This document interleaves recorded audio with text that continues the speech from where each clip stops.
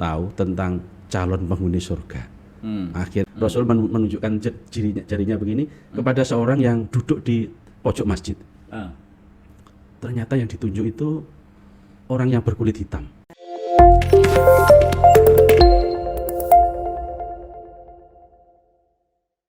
Assalamualaikum warahmatullahi wabarakatuh. Waalaikumsalam. Alhamdulillah, saya Subhan Abu Rizal kembali menjumpai Anda bersama Anda dalam program Ramadan Sareng Kiai dari Media Center PCNU Kabupaten Nganjuk yang akan memberikan hasanah, wawasan, sekaligus juga bisa memberikan inspirasi bagi warga muslim untuk meningkatkan ibadah puasanya di bulan suci Ramadan 1445 Hijriah ini. Baik pemirsa, di kesempatan ini Rizal sudah kehadiran tamu kita, Yai kita yang sudah hadir di Media Center PCNU, Yai Haji Muhammad Kasir Mustafa, salah satu pengurus atau jajaran Suriah PCNU Kabupaten Nganjuk. Kita akan langsung saja bersama beliau. Assalamualaikum Yai. Waalaikumsalam warahmatullahi wabarakatuh. Baik, terima kasih kerawannya di studio Media Center Yai. Gimana, sehat-sehat Yai? Alhamdulillah, doa sehat-sehat. Iya, alhamdulillah di tengah-tengah kita menjalankan ibadah puasa Yai. Nggih. Ya, baik. Islam atau Rasulullah memberikan tuntunan terkait dengan atau Allah memberikan kewajiban kepada umat Islam puasa ini. Tentu tidak sekedar memberikan kewajiban, tetapi tentu ada hikmah yang luar biasa, khususnya kemanfaatannya bagi manusia itu sendiri. Nah, ini yang penting, tidak sekedar waduh datang lagi puasa kon poso maneh, tapi sebenarnya juga membawa kemanfaatan bagi kita atau umat Islam. Nah, dalam hal ini seberapa sebenarnya kaitannya puasa yang diwajibkan oleh Allah ini, dampaknya dan seterusnya kepada diri manusia dan juga baik secara pribadi ya maupun dalam kehidupan pribadi dia maupun dalam kehidupan sosialnya. Ini yang kita mohonkan nasihatnya saat ini, Yai. Monggo, Yai. Alhamdulillah, terima kasih Pak Yai Subhan. Bersama saya yang insya Allah saya akan ceritakan sedikit tentang perintah Allah yang berupa syariat berpuasa ini. Ya. Kita tertentu memahami dan menyadari bahwa setiap syariat perintah Allah yang ditujukan kepada manusia itu pasti ada manfaatnya, baik pada diri pribadi maupun pada lingkungan. Pasti itu. Kita yakini, kita beriman, setiap yang diperintah Allah pasti ada manfaatnya, dan setiap yang dilarang pasti ada mudaratnya. Misalnya saja saya beri contoh, mengapa Allah melarang berjudi?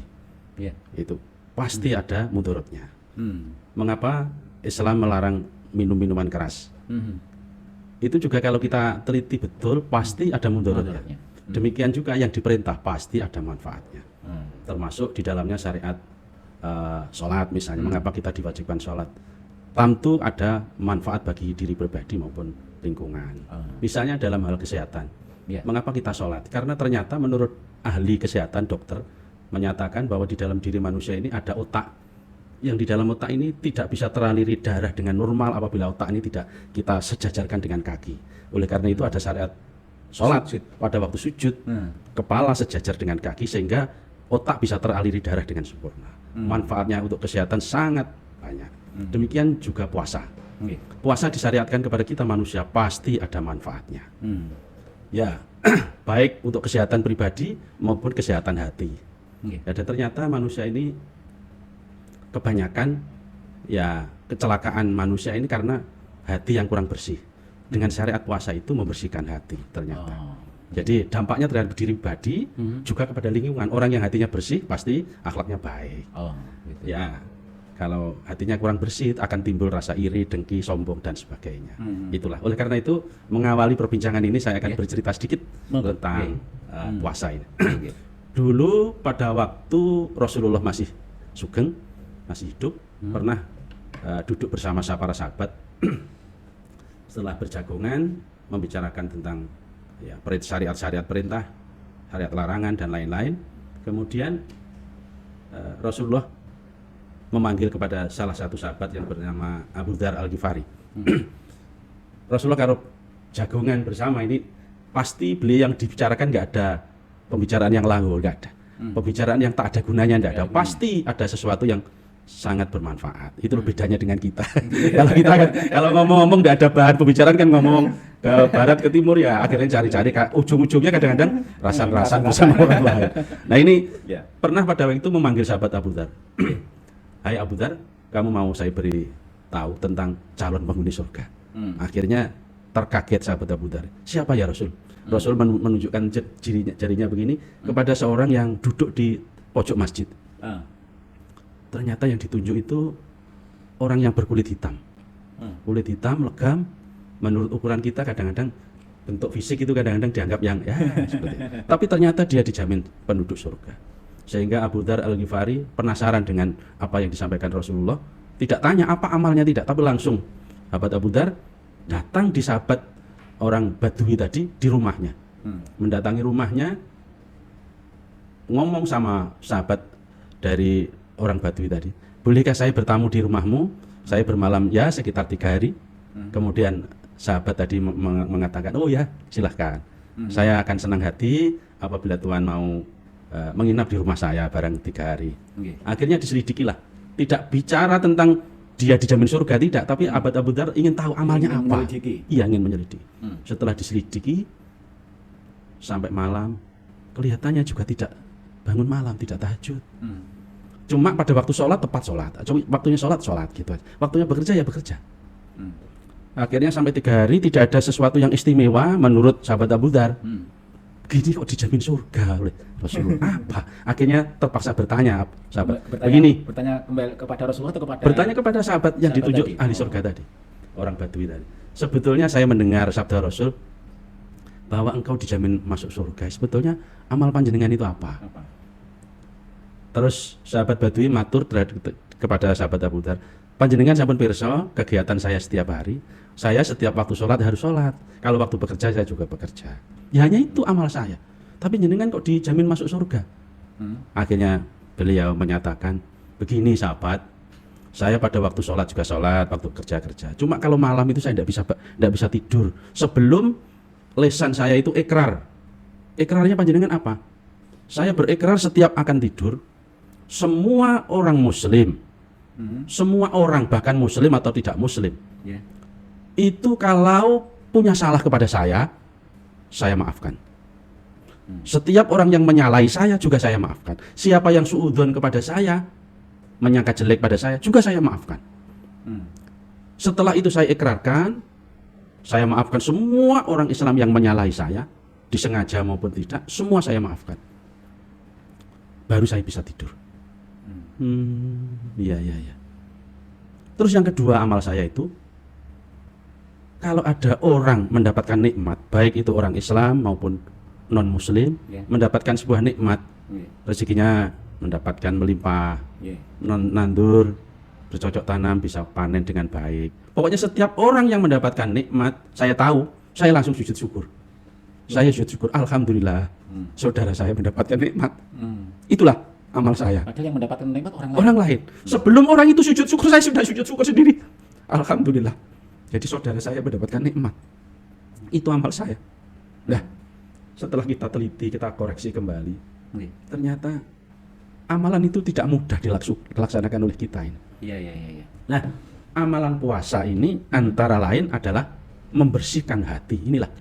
Ya, ini yang manfaat untuk diri pribadi kita sendiri. Manfaatnya untuk orang lain. Dengan puasa itu tidak ada rasa iri, dengki, riya. Karena ibadah puasa kan ibadah sirri ya. Tidak ada yang tahu. Ini membentuk jiwa kita menjadi orang yang harus ikhlas beramal. Walaupun tidak diketahui orang, kita ikhlas. Beramal puasa bukan karena yang lain, pasti hanya karena Allah. Tidak ada orang puasa ingin dilihat orang begitu, pura-pura khusyuk dan lain sebagainya. Saya kira itu akan mudah diketahui. Ya kalau puasa pasti harus ikhlas. Inilah antara lain manfaat kepada diri sendiri maupun kepada orang lain. Ini sepertinya kalau dilihat secara fisik, memang sahabat yang tadi itu atau kita amalan kita, puasa kita gitu. Tidak ada korelasinya sebenarnya secara fisik ya. Tetapi dengan puasa itu akhirnya akan melatih diri kita bagaimana tidak suudzon, bagaimana memaafkan, bagaimana kalau kita sekarang ada tetangga yang beli TV, kita Iya. yang kaget, bahkan Iya. ada yang sakit jantung karena tetangganya Iya. beli mobil. Iya, iya. Wah, ini dan Rasulullah justru memberikan contoh salah satu sahabat itu. Iya, iya. Dan itu bisa diraih menurut Yai dengan puasa itu. Gimana? Maksudnya, Dengan puasa itu. Iya, betul. Jadi dampak puasa itu membersihkan hati ternyata. Oh, Nah, iya. kemudian cerita yang kedua, saya akan cerita saja dulu ya. Iya, iya, iya. Nah, jadi dampaknya puasa, kalau dampak itu kelihatannya kok yang negatif, tapi Efek-efek. akibatnya orang yang berpuasa yang ikhlas itu Iya. kepada jiwa kita ini bersih. Efeknya, Ya, maksudnya. karena selalu merasa diawasi oleh Allah. Oh, Sebetulnya orang puasa itu andai kata masuk ke kamar pribadi kemudian minum tidak ada yang Tidak tahu. ketahuan. Tidak ada yang tahu ya. Tapi dengan niat puasa itu tidak akan terjadi itu. Iya. Karena dia merasa diawasi oleh Allah. Kalau saya makan tidak diketahui orang tapi Allah pasti tahu. Nah inilah. Ini akan dicontohkan oleh sahabat Umar bin Khattab pada waktu itu. Iya. Sahabat Umar bin Khattab itu ketika menjadi Amirul Mukminin sebagai khalifah, kepala negara. Iya. Ini setiap malam itu keliling ke desa-desa itu, keliling ke desa-desa, menyelidiki masyarakatnya, siapa yang kira-kira memerlukan bantuan dan siapa yang perlu diingatkan itu kalau malam sering keliling. Pada suatu saat sahabat Umar bin Khattab ini keliling desa. Ini di kitab ada ini, Ya. kita bisa ceritakan. Hmm. Beliau pada waktu keliling dia berhenti di sebuah lorong gang kecil begitu. Setelah itu di tengah malam itu terdengar suara, "Nduk, campuran karo banyu, Nduk." Dalam bahasa Indonesia, "Nduk, nak, silahkan dicampur dengan air biar labanya lebih banyak."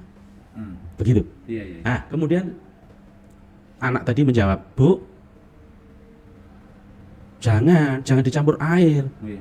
Sudahlah, ikut ibu, campurin dengan banyu, Hmm. susu nih. Jadi kok badine Tambah bener banyak. tak kayak ya." Untungnya banyak. Untungnya agak banyak. Terus akhirnya karena ibunya ngengkel ya, dalam bahasa Jawa ngengkel, Iya, iya. ngeyel begitu ibunya. Akhirnya ibunya diperingatkan dengan kata-kata Sayyidina Umar yang pernah didengar. Ah. "Bu, panjenengan apa tidak pernah mengingat apa yang disampaikan sahabat Umar bin Khattab? Hmm.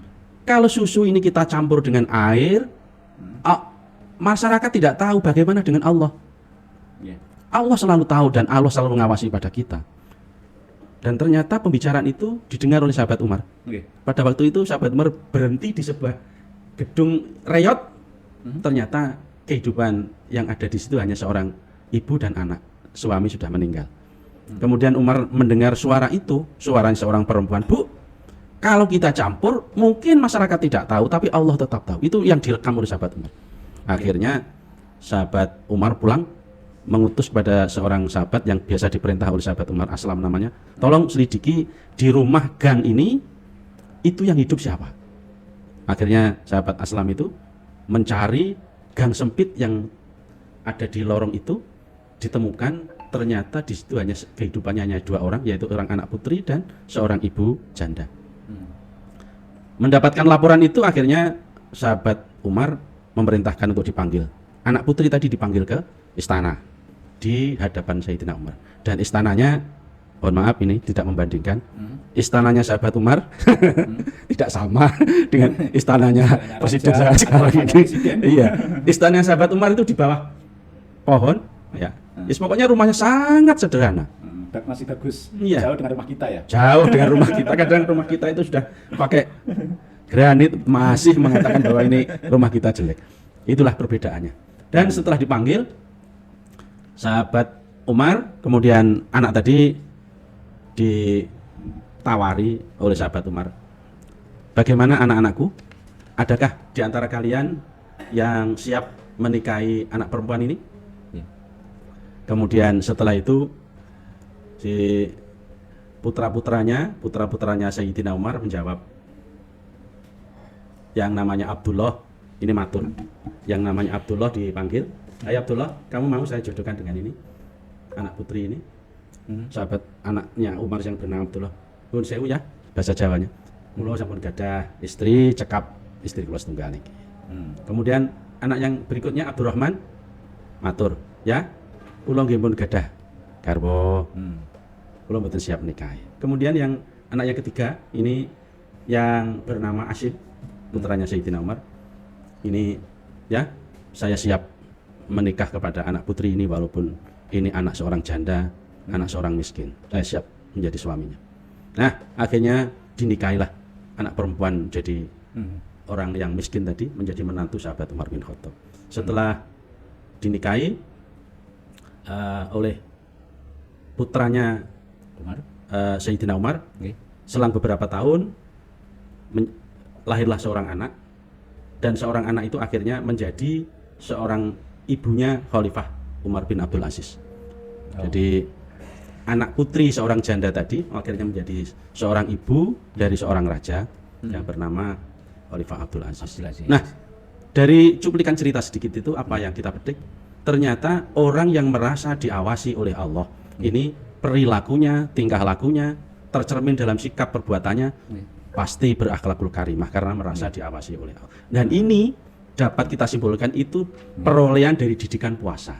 Oh, gitu. Puasa kalau kita runtut, kita sinkronkan begitu, jiwa yang demikian ini akan bisa terbentuk dari kegiatan melaksanakan puasa. Puasa di bulan suci Ramadan. Ya inilah, Ya, ini ya. sedikit cerita sehubungan dengan manfaat puasa bagi diri pribadi maupun pada lingkungan kita. Iya, iya.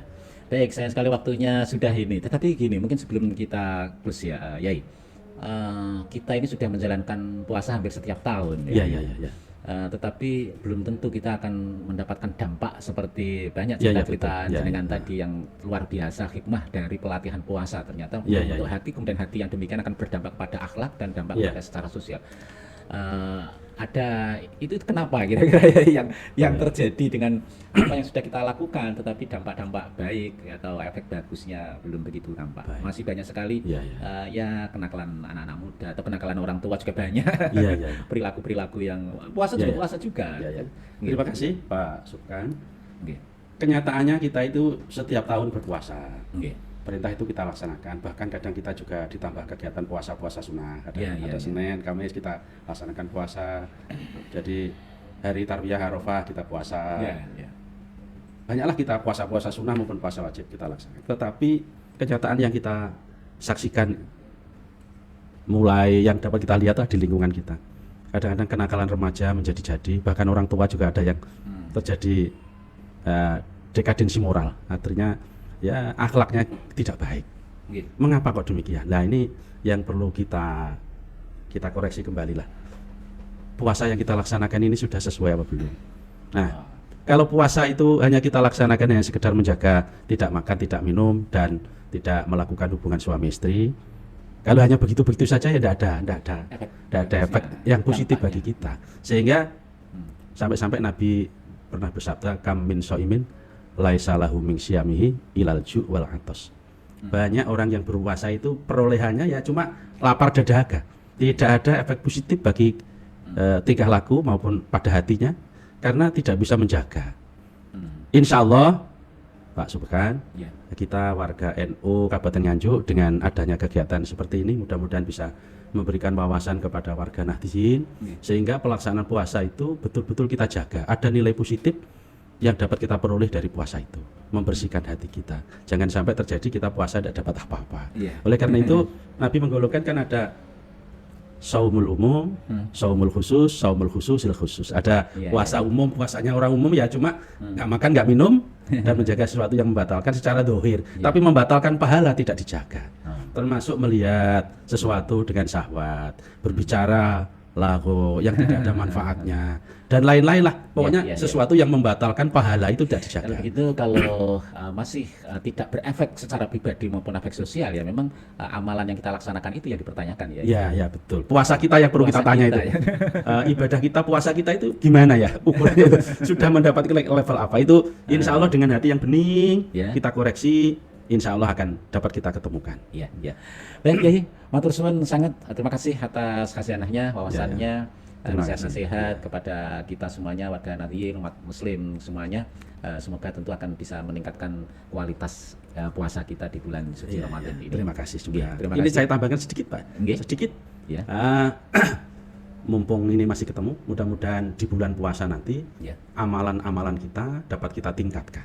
ya. Yang wajib kita laksanakan dengan setulus hati, kita perbaiki. Demikian juga ditambah amalan-amalan sunnah, sehingga apa yang kita laksanakan betul-betul berdampak pada kehidupan kita maupun lingkungan kita. Ini pernah terjadi. Nabi Isa itu bersabda begini, Innal laila wan nahara khazanatun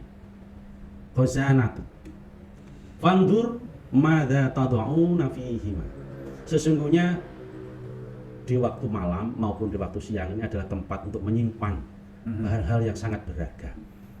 Tolong koreksi apa yang kita simpan pada waktu siang dan apa yang kita simpan pada waktu malam. Kalau kita siang dan malam menabung, mengamalkan sesuatu yang baik, yang diperintah Allah, tentu hasilnya juga akan baik. Kalau yang kita lakukan sesuatu yang tidak ada manfaatnya, bahkan yang dilarang, pasti kita akan merugi. Al yaumu dhaifun. Wa dhaifu murtahilun yahmaduka aw yadhumuka. Hari ini adalah tamumu. Hari ini termasuk setiap hari ini tamu, ada tamu. Dan setiap tamu itu akan pergi. Kita akan ditinggalkan oleh tamu itu. Dan tamu itu bisa memujimu, bisa juga mencelamu. Tergantung bagaimana engkau memperlakukan tamu itu. Kalau hari ini adalah tamu yang datang kepada kita, bagaimana kita memuliakan tamu pada hari. Kalau kita isi, kita muliakan dengan hal yang baik, insya Allah juga akan mendapatkan kebaikan bagi kita. Dan tamu kita adalah Ramadan. Ya, tamu kita seperti ini adalah Ramadan. Mudah-mudahan kita selalu dipuji oleh Ramadan. Ya, dengan bisa memuliakan, bisa menyambut ya, menyambut dengan baik. Terima kasih. Terima kasih Yai Kasir Mustafa atas nasihat-nasihatnya kepada kita semuanya. Baiklah pemirsa, demikian perbincangan kita bersama dengan Yai Haji Muhammad Kasir Mustafa dari jajaran Suriah PCNU Kabupaten Nganjuk. Semoga memberikan manfaat dan dorongan atas kualitas puasa kita di bulan suci Ramadan ini. Saya Subhan Abu Rizal dalam program Ramadan Sareng Kiai undur diri sampai di sini. Wallahu muwaffiq ila aqwamit thoriq. Wassalamualaikum warahmatullahi wabarakatuh. Waalaikumsalam warahmatullahi wabarakatuh.